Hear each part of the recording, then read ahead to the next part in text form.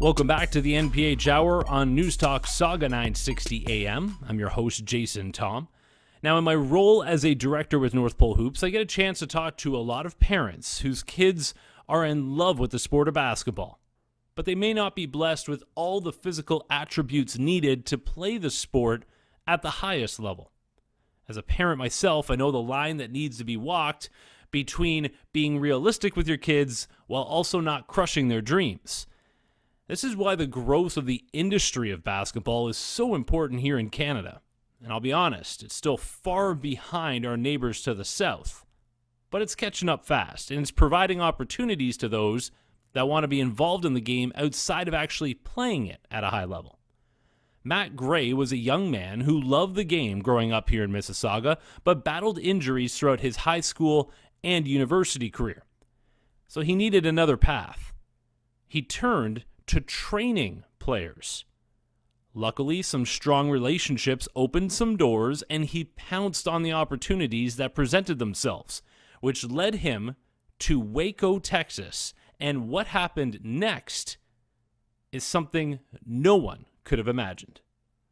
Matt Gray of the NCAA champion Baylor Bears, now in quarantine upon your return home, but I'm guessing even that can't take away the joy of reaching a goal that maybe you didn't even think was going to be possible at some point. Yeah, I mean, like you said, I'm back home now in Canada, and I'm subject to this 14-day quarantine. So for me, I think it's honestly an opportunity to kind of reflect on the season and everything we accomplished. When we were in the bubble, and even when we returned back to Waco after winning it, everything was just moving so fast. We didn't even really get a chance to kind of take it all in. So now that I'm stuck in a box for 2 weeks, I think I'm gonna take some time to reflect, like I said, and I actually want to rewatch the game because I haven't even had a chance to do that yet. But I mean, yeah, quarantine or not, I'm still on cloud nine.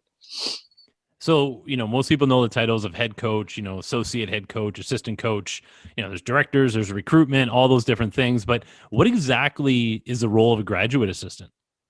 Yeah, so a graduate assistant or GA, essentially it's a graduate student that works with the team. I was working towards my master's at Baylor. I'm going to be graduating in a month.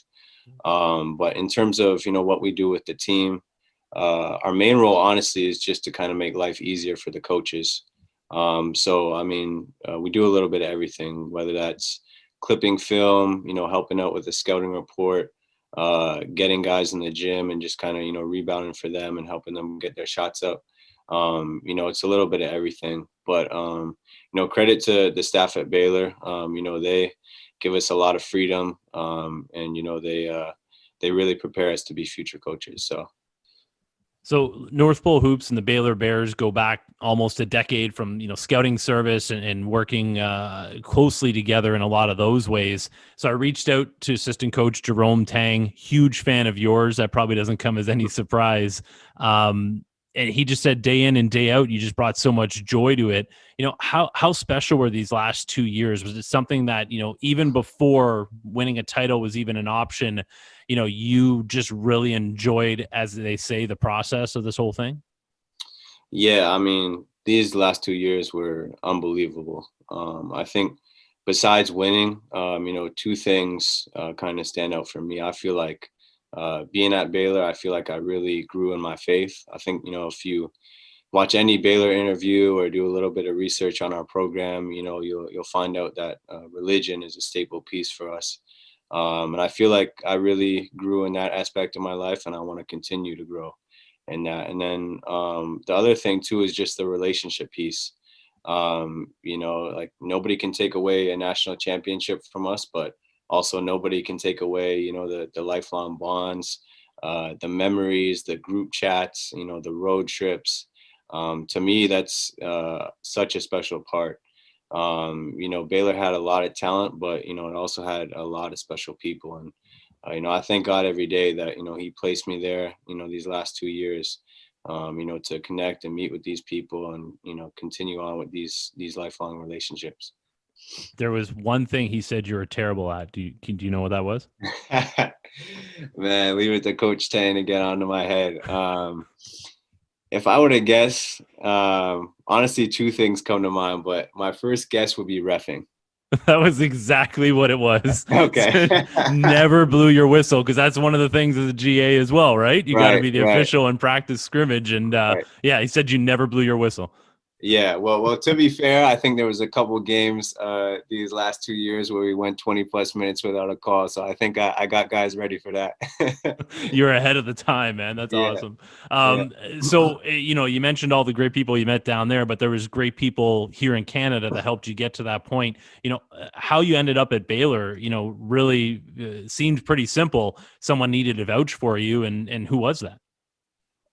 Yeah, so it was Brady Heslip that did that for me and made the call. It was actually I was going into my fourth year at Waterloo, and it was one of my mentors, Nate Mitchell, who suggested that I look into being a GA because he did a GA at Fresno. And at the time, I had no idea what a GA even was. So I had to do some research, and I was reaching out to some of my friends who had played at the Division I level to see if they could put me in touch with anybody. And Brady did just that with Baylor. I got in touch with the staff there and got accepted into school. So it kind of worked out that way. For people who don't know, Nate Mitchell, almost legendary now as a trainer in the Toronto area, and with Jay Triano down in Charlotte as an assistant coach for the Hornets. But before all that kind of came about, or I guess, part and parcel with that, you're at Waterloo. You mentioned that dealing with injuries, you really took some time away from the game. How was that for you? And I guess out of this kind of, low time, what did you find that kind of pulled you out of it that got you on this path? Yeah, I mean, dealing with injuries and stepping away from playing the game of basketball was really difficult for me. It was one of the biggest low points in my life. But at the time, I was kind of trying to figure out a way to stick around basketball, in any way that I could. And at the time, like training was kind of a big thing. That's how a lot of young coaches were getting their way in. And so I actually launched my own training business. It was called After Hours Development. And the first two guys that actually let me train them were two of my friends, Ignas Brezdeikis and Matt Marshall. And so from there, I was able to get in touch with the coaches that I played for at Waterloo. And I told them what I was doing, and then they brought me on as a student assistant. So that's kind of how I got my early start and how I transitioned from playing into coaching. And then I guess the next step, the Canada Men's Training Center, it's held down at the Humber Lakeshore campus, and it's something that I remember covering when it first opened, because it was something brand new but long overdue, and obviously it was a great opportunity for players of all the different age group brackets to be able to come together and train in the off season. But I mean, it was also a great opportunity for someone like you. Can you just tell me what that was like as a young trainer, being accepted into there, being brought in by Nate Mitchell, and you kind of look around and you have every different generation of Canadian basketball player to work with? Like, what was that like for you, and how did that kind of move you along in knowing that you could do this? Yeah, for me, I feel like the training center is kind of where I took my biggest step as a professional. I think Canada basketball does a really good job at putting together an elite staff for the training center. I mean, between Nate, Sheldon, Rock, Ryan, all the guys with the 905, like there is a lot of high level basketball minds in there. And for me to, go in there and just kind of be a sponge and pick their brain, and also get a chance to work with, these high level players that are coming in, Andrew Nicholson, Shea, Tyler Ennis.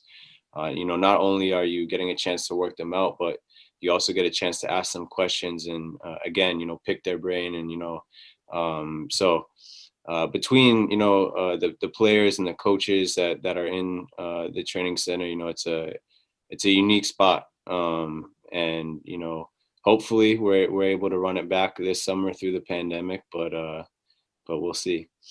We always focus on the players and, the Canadians in the NBA and obviously over 150 in the NCAA, but it's the entire group of Canadian basketball, and we don't talk about it enough, but like the coaches and the trainers. And, I know you're still young, but is it cool to be able to kind of sit now and look back and see what's happened and what you're a part of now, in the grand scheme of things?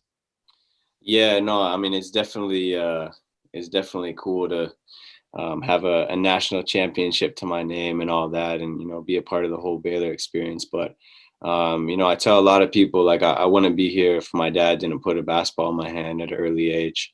I wouldn't be here if Coach Troy and Coach Gunner didn't give me my first opportunity at Waterloo. I wouldn't be here if Nate and all the guys at the training center didn't give me confidence and encourage me to go be a GA. And I definitely wouldn't be here, like I said, if Brady Heslip didn't make that call 2 years ago. So as cool as it is to, sit here and talk about a national championship and being a part of Baylor, there's a lot of people along the way that have kind of helped me get to this spot. So now that I have, a little bit of a platform, I want to make sure that, those guys get the credit and love they deserve. And I mean, you're just turning 25 in June. Is that where you're at? Yeah, correct. So, I mean, you got a lot ahead of you, but I think the thing that you mentioned there and throughout this entire interview is opportunity. And if you could talk, or you are now talking to the next young generation of players coming behind you, because you were a player and that path changed and something that you probably didn't think of 10 years ago, is there any advice you would give to a young guy out there of the different avenues that you can take, just kind of being open to those opportunities and taking advantage of them? Yeah, I mean, I think if you were asked me 10 years ago, I would have told you that I'm going to go D1 and play in the NBA, like a lot of young kids. But the truth of the matter is there's only a select few that are able to kind of carve that pathway out for themselves. And for me, when I stopped playing and I transitioned into coaching, that transition was made easy through the relationships that I made when I was a player. So like I mentioned earlier, the two first guys that, trusted me to train them were Ignas Brzdeikis and Matt Marshall. And they were my friends when I was a player. And then if you look at the whole Waterloo situation, I played for Coach Gunner and Coach Troy, so there was a relationship there. So I think the biggest thing that, I would tell somebody younger than myself who's playing the game of basketball is no matter, how long you play this game, don't take the relationships that you make along the way for granted. Because when the ball stops bouncing, you never know who's going to be able to help you out. Matt Gray, thank you so much for the time. Congratulations again. And I'm happy that I was able to bring you on here, and then now we can follow your path, because you got a lot ahead of you, man, and a lot of time to do a lot of great things. And I look forward to kind of having you on again as an update. And, thanks for taking the time, man. I think you're going to be an inspiration for a lot of young players without even knowing it. No, I appreciate it. Thanks for having me.